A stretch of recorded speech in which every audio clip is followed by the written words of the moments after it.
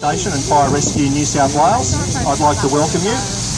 We're going to be demonstrating a kitchen fire here. We're just sorting out a couple of logistics with the town pump there. Just give it a couple.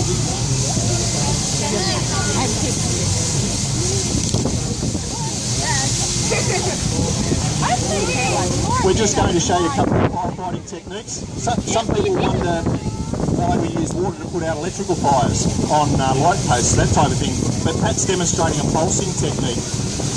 Admittedly, we'd be using a larger hose normally, but by us pulsing, as long as we cut that stream of water off, the electricity, we can safely put out a telegraph pole that might be on fire.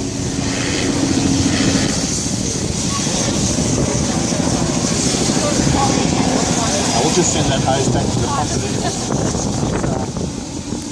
Playing with the hose there, so we just had to get the pressure back up on that pump. Well, this is a bigger crowd since our first demonstration, so again, welcome to everybody that's just rolled up. Our demonstration today on behalf of Fire Rescue New South Wales is our kitchen fire simulator. Now, Pat is dressed in our full firefighter ensemble, which is for structure fires, so he gets a terrific amount of heat resistance with that new gear that he's wearing there. Obviously you won't have this type of gear at home, but we will be giving you some tips on how to deal with a fire that might break out at home. There's a couple of things that you must remember to do, and we're going to show you one very important thing not to do in the kitchen. The scenario here is we're heating up some canola oil. So the type of oil that you probably heat up in the kitchen to cook some chips, something like that. This can quite easily go wrong, and the majority of fires that we attend in houses all start in the kitchen. So it's quite an important session today to teach you some basic safety tips in the kitchen. Firstly, a couple of things that can help you greatly are some safety devices. Here we've got a CO2 extinguisher. One of these near your kitchen is a very good idea. This can help you particularly with electrical fires as well, so it comes in handy for electrical fires, say the main food on your television, or even some of the gear in the garage. So a small extinguisher can save you thousands and thousands of dollars damage in your home if you're able to get to it soon enough.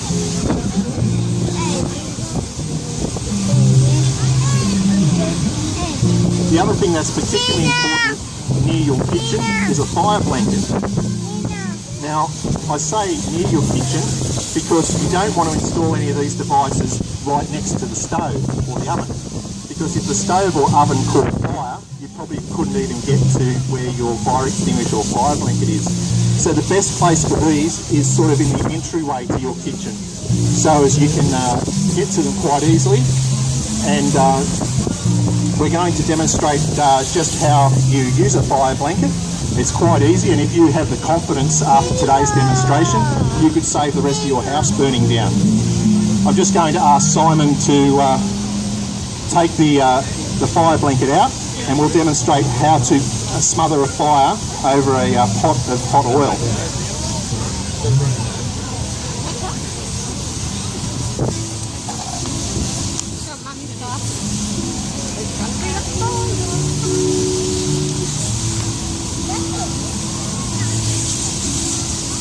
So you'll note that Simon just pulled on the two blue tabs, and he's rolled the fire blanket over his hands and his knuckles, and then if this pot was on fire, we would just approach the pot, protecting your face and your arms from the radiant heat, and you would just drop that over the pot.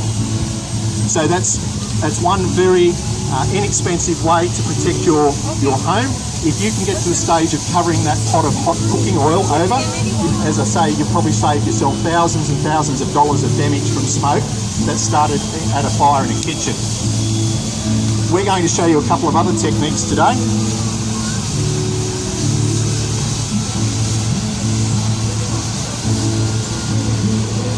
Yeah, what's actually happening here is we're just waiting for the cooking oil. We've only got about 200 mils of canola oil in that pot. and it's heating up. Murray's just taking a temperature reading with the thermal imaging camera, which we carry on our trucks now. Yeah, that's already showing at 150 degrees Celsius. As the temperature increases, you'll notice a few things happen in our simulated kitchen environment here. It'll start to smoke up.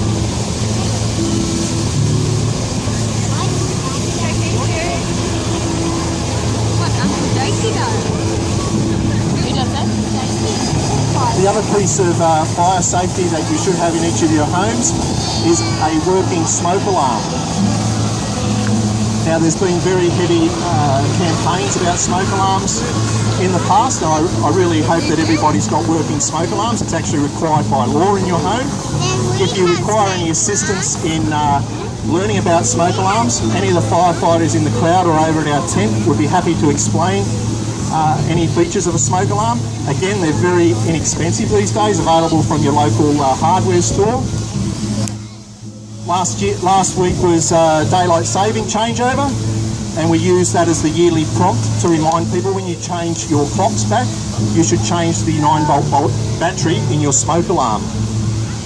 That just makes sure that obviously it's in working order. You need to do that even if your smoke alarm's in a newer home where they're quite often hardwired into the electricity. They still have a 9-volt battery that will operate as a backup in case of a power failure. In our audience today, if there's any senior members of the community that would struggle changing the smoke alarm in their, changing the battery in their smoke alarm, you can call your local fire station and the firefighters will come out and assist you, or will actually do the battery replacement for you. And again, we can take those details at the tent and we can come over to any of the seniors in the region and help you with your smoke alarm.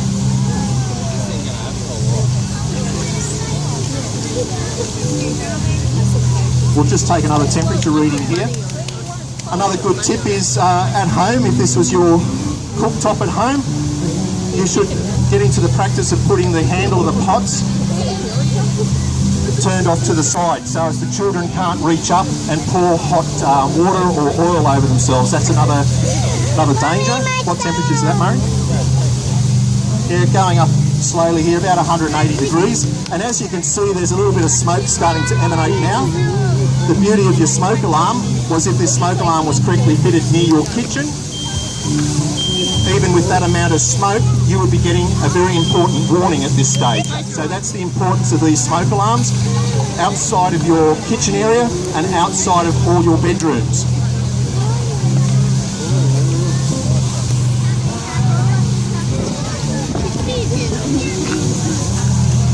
As I say, the kitchen's probably the most dangerous place in the home these days for accidents and fires. And those of you that have just joined us, the majority of house fires that we attend all originate in the kitchen. And I'd probably say after that, probably the laundry. The other one in the laundry is usually not keeping your lint filter clean off your clothes dryer. We go to quite a few kitchen fires where we're always quite surprised that people have left their cooking unattended, and they've perhaps slipped down to the shops to pick up something and they've either forgotten that something was on the stove or they've intentionally left something on the stove and the fire started.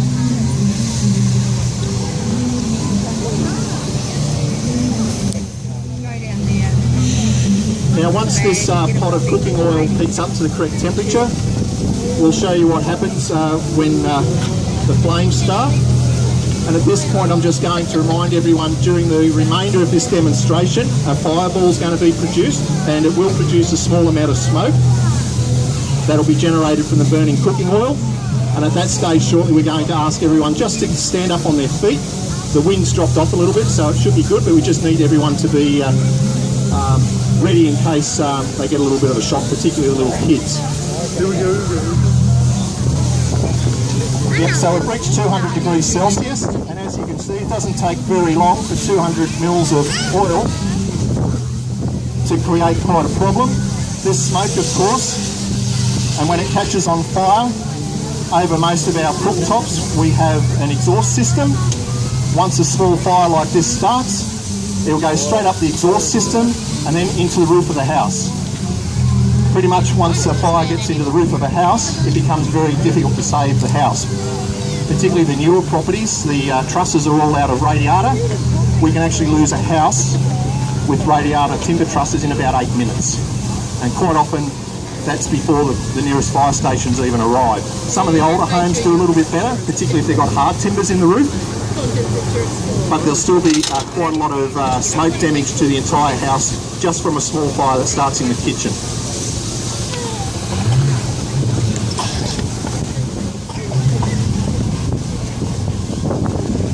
Just while we're waiting for this to flash over, a couple of things. We've got a lot of children in the crowd today with the school holidays starting. You do get visits from the fire station to your schools and preschools. One of the main things we do there is educate the children about evacuation plans in the home. If you haven't done this type of thing, talk to the children about an evacuation plan. You can see us at the tent there and we can give you a few tips. A couple of the key messages there are to teach the children how to stop, drop and roll if any of their clothing caught on fire. So that's something that we do in the preschools. The other thing is if a fire broke out during, say, the middle of the night and the children were all in their bedrooms, we do encourage everyone to develop the confidence with the kiddies to get out of the house before looking for mum or dad or any of their siblings. If there's smoke or an alarm in the house, the children should be encouraged to get out of the house as soon as they can and have a meeting point. A good meeting point is maybe the letterbox out the front of the house, and just tell them to meet with mum and dad and their brothers and sisters at the letterbox, and that's of course a safe place where all the help's starting to arrive.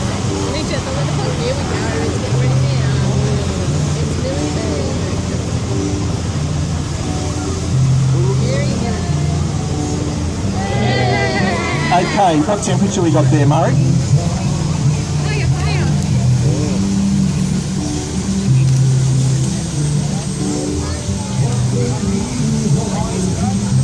Yeah, so at 198 degrees, there's enough heat there for that 200 mils of cooking oil to self-combust. Now at this stage, obviously your smoke alarm is going. You've got two choices here. You can, if you feel confident, attempt to put the fire out, and all you have to do is smother the fire. This is very hot, that hasn't worked, so we're going to show you the thing not to do. Some people are then tempted to pick up a pot of water. If everyone just stands up and is just wary of what's going to happen, here's a flashover. Okay, Pat. Now we've put just under 100 mils of water on 200 mils of oil, and you can see the fireball that was produced. So if you did that at home in good intentions of trying to put that oil fire out with water, that would go straight up into your exhaust system and into the roof of the house. So again, the most important thing is to attempt to smother that fire with either the lid or the fire blanket. The other thing, as Pat will demonstrate as well, is you should turn off the energy source. So in this case it's gas. If you can have the gas turned off there, that helps us as well. If you're not confident in fighting that fire, obviously the best thing is to get out of the house as quickly as possible and meet everybody at your safe meeting point, probably the letterbox, and dial 000 straight away on your mobile phone or a bypasser's mobile phone or on the telephone of your next door neighbour. It's very important not to be tempted to go back into the house until help has arrived. So I hope you've enjoyed the demonstration today. We've got plenty of other information over at our stand about if you want to become a part-time firefighter in the community. There are vacancies in the region as well. We've got plenty of activities for the children, and we hope you enjoy the rest of the day at Stevenage.